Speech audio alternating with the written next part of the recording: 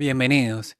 Imagina por un momento un mundo donde si te enfermabas, no ibas al médico ni a la farmacia, sino directamente a tocar al rey. Suena increíble, ¿verdad? Pues por sorprendente que parezca, esto fue una creencia muy real y extendida durante siglos en Europa. La gente estaba convencida de que los monarcas de Francia e Inglaterra tenían un poder sobrenatural, la capacidad de curar enfermedades con solo un toque. Un historiador fascinante llamado Mark Bloch se sumergió en esta extraña y poderosa creencia. Él nos revela en su libro Los Reyes Taumaturgos cómo esta idea de que el rey podía curar con sus manos no era una simple leyenda, sino una práctica institucionalizada con rituales, monedas especiales y miles de personas haciendo fila para ser tocadas. Este video te llevará a descubrir por qué la gente creyó en este milagro, cómo funcionaba y qué nos dice esto sobre el poder, la fe y la sociedad en la Edad Media y más allá. Comencemos.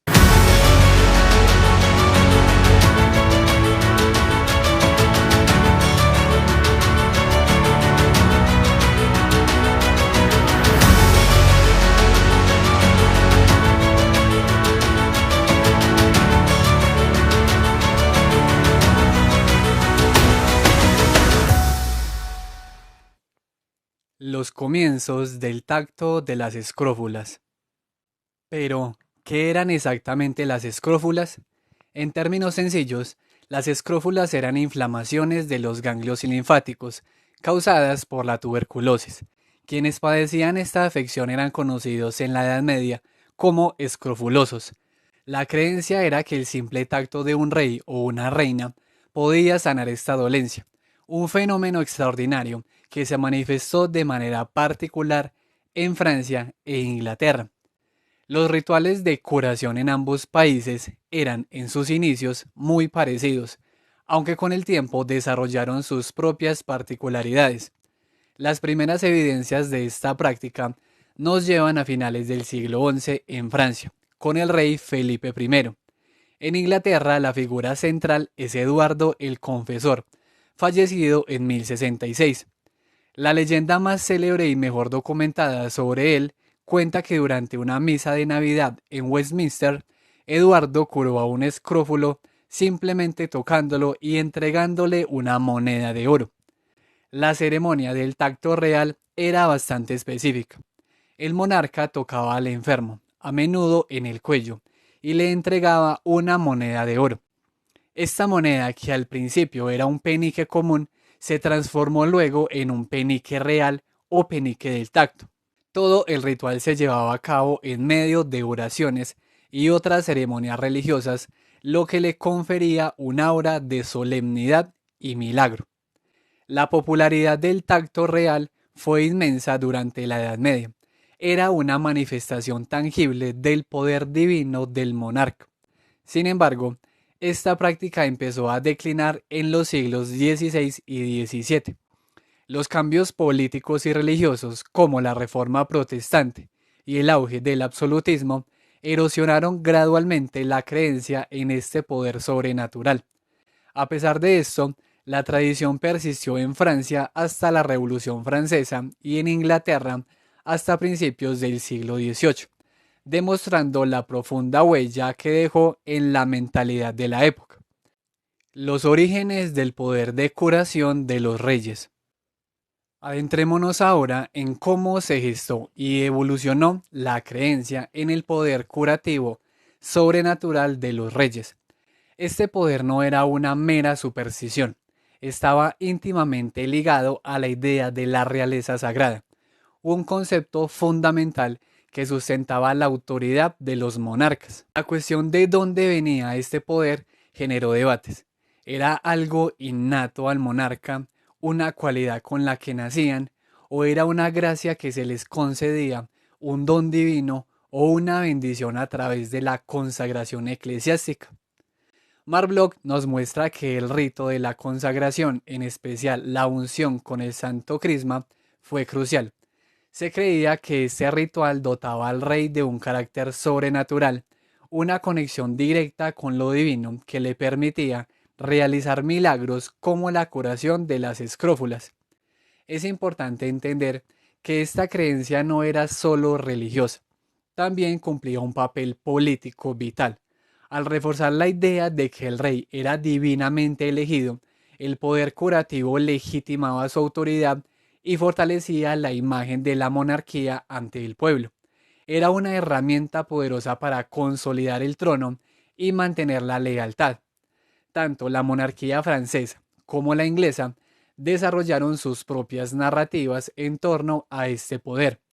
En Francia, especialmente con los reyes capetos, el tacto real estaba estrechamente asociado con la Santa Ampolla, un recipiente legendario que contenía el aceite sagrado usado para la unción de Reims. Esta tradición de la unción era central para la legitimidad de su poder milagroso.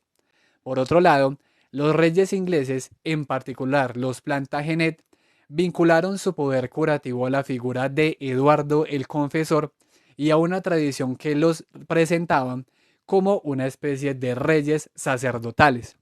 Marc Bloch resalta las diferencias y similitudes en la evolución de esta creencia en ambos reinos. Mientras que en Francia el milagro se apoyaba en una tradición más ligada a la religiosidad y a la unción sacramental, en Inglaterra se hacía más hincapié en la figura de un rey con atribuciones casi sacerdotales, lo que demuestra cómo cada monarquía adaptó esta creencia a sus propias necesidades y contextos históricos. El tacto de las escrófulas y su popularidad hasta fines del siglo XV.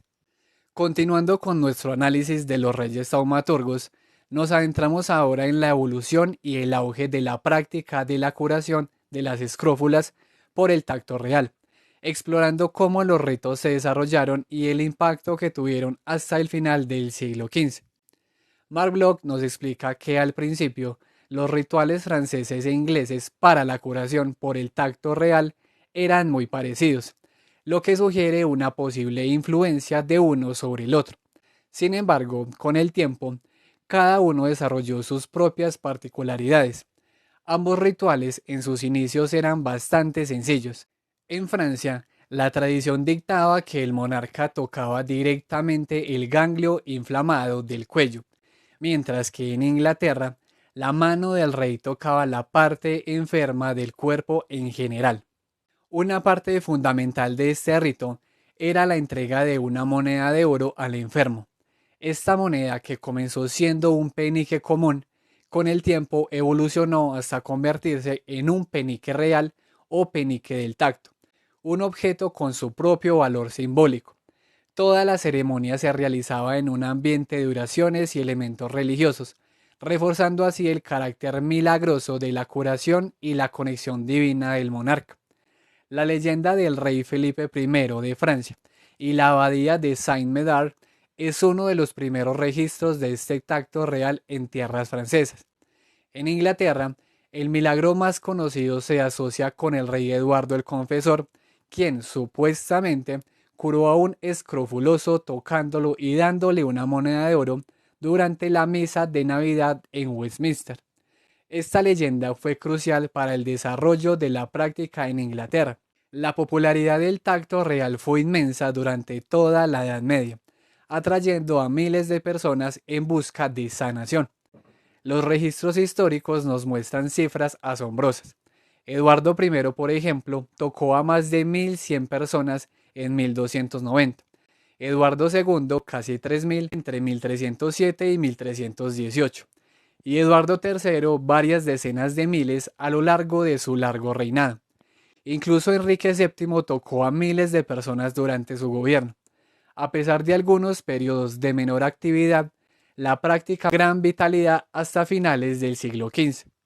Lo interesante es que a pesar de su naturaleza milagrosa, el tacto real fue a menudo aceptado por la medicina medieval. De hecho, existían casos en los que los propios médicos recomendaban a los enfermos acudir al rey para buscar una curación. La Iglesia, por su parte, generalmente apoyaba esta práctica, integrándola dentro del marco de la realeza sagrada y la gracia divina que se creía concedida a los monarcas. Se consideraba que el poder del rey para curar las escrófulas provenía de la unción real, es decir, la consagración con el crisma, que les otorgaba ese carácter sobrenatural. Más allá de lo religioso y lo medicinal, el poder de curación de los reyes era una herramienta política crucial para legitimar la autoridad monárquica. Esta práctica incluso generó una notable rivalidad entre las monarquías francesa e inglesa, ya que ambas reclamaban este poder milagroso como una prerrogativa exclusiva y un signo de su especial favor divino. Hubo además intentos de imitación por parte de otros monarcas europeos, como los emperadores germanos o los reyes de Castilla, lo que subraya el reconocimiento generalizado de la importancia política de este milagro en la consolidación del poder real. El segundo milagro de la realeza inglesa, los anillos medicinales. Dejando atrás el tacto de las escrófulas, Locke nos introduce en otra fascinante manifestación del poder taumatúrgico de los reyes ingleses, la bendición de los anillos medicinales, conocidos como cramp rings o anillos para calambres y convulsiones. Estos anillos se creía que tenían la capacidad de curar afecciones como la epilepsia y otros problemas musculares. El ritual de los anillos en el siglo XIV implicaba que los reyes de Inglaterra bendecían estos objetos. A menudo, esta ceremonia se realizaba en la misma ocasión o inmediatamente después del tacto de las escrófulas. El rey tocaba los anillos, rezaba sobre ellos y en ocasiones incluso les entregaba un penique real, reforzando su conexión con la autoridad monárquica. Las explicaciones legendarias sobre el origen de estos anillos se remontan, una vez más, a la figura del rey Eduardo el Confesor. La leyenda cuenta que Eduardo recibió un anillo de San Juan Evangelista y que ese anillo debía ser devuelto a la abadía de Westminster para que el rey pudiera bendecir nuevos anillos con el mismo poder. Esta historia, como muchas otras, servía para consolidar el carácter sacerdotal y milagroso de la monarquía inglesa, fortaleciendo la creencia en su autoridad divina. El poder de los anillos no se veía como una simple creencia en una receta mágica, sino como una extensión directa del carácter sobrenatural del monarca, una manifestación más del milagro real. Al igual que el tacto de las escrófulas, la práctica de los anillos medicinales jugó un papel fundamental en la legitimación de la dinastía reinante y en el fortalecimiento de la cohesión social alrededor de la figura del rey. Locke destaca cómo la monarquía inglesa supo incorporar y adaptar esta tradición, que bien pudo haber tenido orígenes populares o folclóricos para reforzar su propia imagen de realeza sagrada. Esta práctica perduró durante siglos, contribuyendo a esa realeza maravillosa y sagrada que tanto caracterizó a los monarcas ingleses durante la Edad Media y el Renacimiento. La realeza maravillosa y sagrada desde los orígenes del tacto de las escrófulas hasta el Renacimiento. En esta parte, Mark Bloch nos invita a entender cómo el supuesto poder milagroso de los reyes, especialmente la capacidad de curar las escrófulas, fue fundamental para construir lo que él denomina una realeza maravillosa y sagrada. Esta idea evolucionó desde los primeros indicios de la práctica hasta el Renacimiento, mostrando cómo la creencia se arraigó y fue utilizada estratégicamente para legitimar y fortalecer la monarquía. Desde sus orígenes y de forma muy marcada en Francia, la monarquía no era simplemente una institución política. El rey era visto como una figura con un carácter sacerdotal, alguien con una conexión divina, capaz de actuar como intermediario entre el mundo terrenal y el sobrenatural. Un elemento clave que otorgó este carácter sagrado a la realeza fue el rito de la unción o consagración real. Esta ceremonia, particularmente con el uso del Santo Crisma, se consideraba esencial para dotar al monarca de poderes milagrosos y una autoridad de origen divino. En Francia, la unción con el aceite de la Santa Ampolla en Reims fue un pilar fundamental de esta creencia, consolidando la idea de que el rey recibía su poder directamente del cielo. La monarquía inglesa también desarrolló leyendas sobre un óleo milagroso para su consagración, asociándolo con la figura de Eduardo el Confesor y la unción en Westminster, lo que igualmente reforzó su carácter sobrenatural. Más allá del tacto, otras supersticiones y símbolos asociados con la persona del rey contribuían a su aura sagrada. Esto incluía la creencia en la eficacia del signo real y la asociación del monarca con el león, que representaba fuerza y poder milagroso. Estas creencias colectivas reforzaban la imagen de una realeza que operaba más allá de lo puramente humano, en una esfera casi divina. Aunque el milagro del tacto real mantuvo una gran vitalidad hasta finales del siglo XV, la práctica comenzó un declive en los siglos XVI y XVII. Este retroceso se vio afectado por el ascenso del absolutismo monárquico y las intensas luchas religiosas de la Reforma. A pesar de esto, la creencia en el poder milagroso de los reyes fue sorprendentemente persistente, manteniéndose viva en Francia hasta la Revolución Francesa y en Inglaterra hasta principios de los siglos XVIII, lo que demuestra la profunda huella que dejó en la mentalidad colectiva. Algunas confusiones de creencias: San Marculfo, los reyes de Francia y los séptimos hijos. Bloch nos revela la compleja interacción entre las creencias populares, los cultos a los santos y la autoridad real en la justificación del poder taumatúrgico de los reyes. Bloch demuestra cómo las monarquías, especialmente la francesa, lograron incorporar y adaptarse a diversas supersticiones para consolidar su propia legitimidad. Conocemos a San Marculfo, un santo normando al que se le atribuían poderes curativos para las escrófulas. Su culto floreció en la abadía de Corbeny, donde se conservaban sus reliquias. La gente acudía en masa a Corbeny, convirtiéndose en un importante centro de peregrinación para los enfermos. La leyenda de San Marculfo se entrelazó con las propiedades milagrosas de sus reliquias, creando un potente foco de esperanza y fe.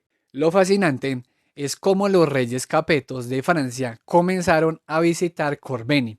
Allí participaban activamente en el culto a San Marculfo y a menudo tocaban a los enfermos en el propio santuario.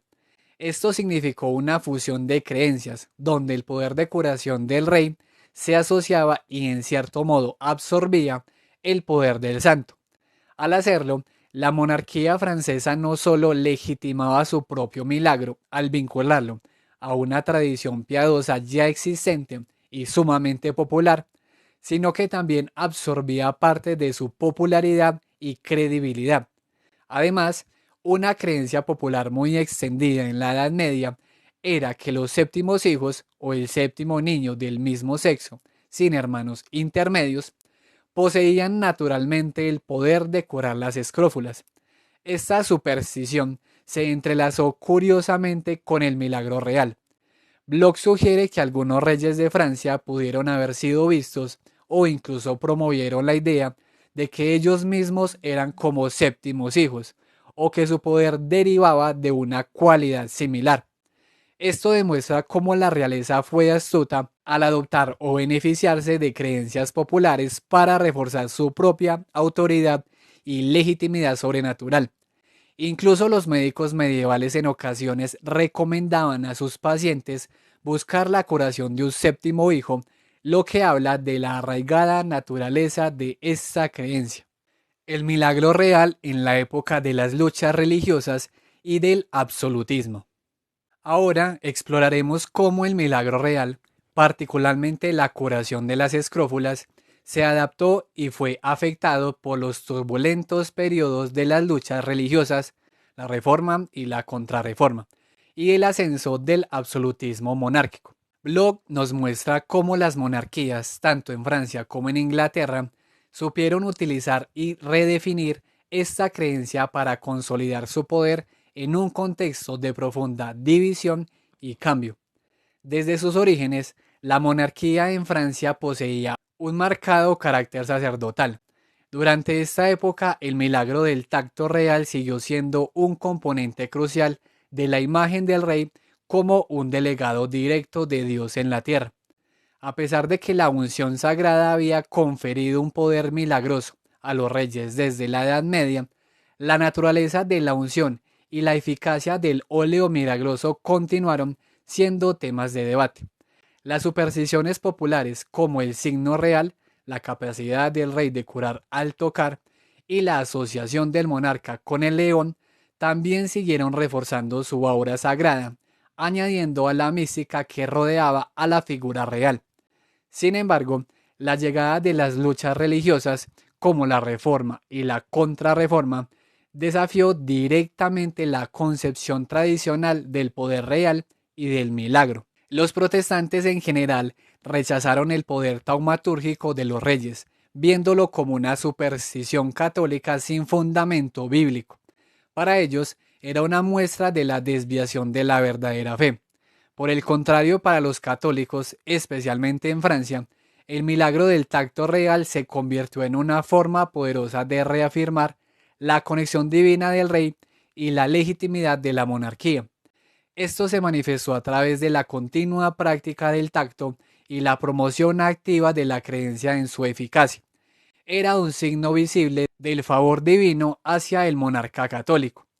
Con el surgimiento del absolutismo, el poder taumatúrgico del rey se integró perfectamente en la doctrina de la monarquía por derecho divino. El rey, al ser un verdadero rey de Francia, era percibido como el instrumento directo de la providencia.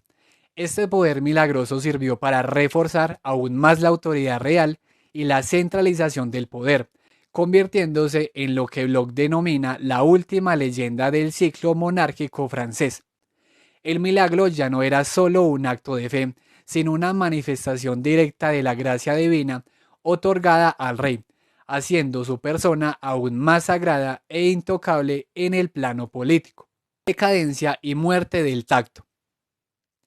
Llegamos ahora al inevitable declive y eventual desaparición del rito del tacto real. Tanto en Inglaterra como en Francia, Bloch nos guía a través de las razones de esta pérdida progresiva de fe y la forma en que el milagro se desvaneció, tanto de la práctica como de la conciencia colectiva. La creencia en el poder curativo de los reyes comenzó a disminuir gradualmente a medida que las mentalidades cambiaban y el contexto sociopolítico se transformaba. Los cambios culturales y científicos jugaron un papel crucial. El avance del conocimiento médico y la crítica de la Ilustración contribuyeron a erosionar la creencia en un milagro de origen divino. Las explicaciones naturalistas y la búsqueda de causas racionales comenzaron a prevalecer sobre las sobrenaturales, dejando menos espacio para lo inexplicable. Además de los cambios intelectuales, los cambios políticos fueron determinantes. La gloriosa revolución en Inglaterra en el siglo XVII y la Revolución Francesa en el siglo XVIII marcaron puntos de inflexión clave. Estos eventos no solo derrocaron monarquías, sino que también despojaron a la realeza de gran parte de su aura sagrada. En Inglaterra, la práctica del tacto real desapareció definitivamente con la llegada de la dinastía Hanover al trono, quienes no mantuvieron la tradición. La última monarca en realizar el toque fue la reina Ana a principios del siglo XVIII. El rito del tacto inglés fue perdiendo popularidad desde finales del siglo XVII, siendo considerado cada vez más como una superstición o una práctica sin validez en un mundo que avanzaba hacia la razón. En Francia el milagro real persistió más tiempo que en Inglaterra, pero también experimentó un declive constante. La Revolución Francesa marcó el final de esta tradición real de manera drástica. Aunque hubo un intento de restauración de la práctica con Carlos X en 1825, quien realizó el último toque oficial, este esfuerzo fue efímero. No logró restablecer la creencia ni la legitimidad del milagro. El milagro real pasó de ser un acto de fe profundo a ser percibido como un mero acto simbólico una curiosidad histórica desprovista de su poder original y de su capacidad para sanar. La modernidad había eclipsado la antigua creencia en los reyes taumaturgos, los primeros ensayos de interpretación razonalista. Bloch nos lleva a los albores del cuestionamiento, donde empiezan a surgir las explicaciones no sobrenaturales sobre el supuesto poder curativo de los reyes. Bloch dedica un espacio significativo a analizar las posibles explicaciones del milagro real desde una perspectiva racionalista.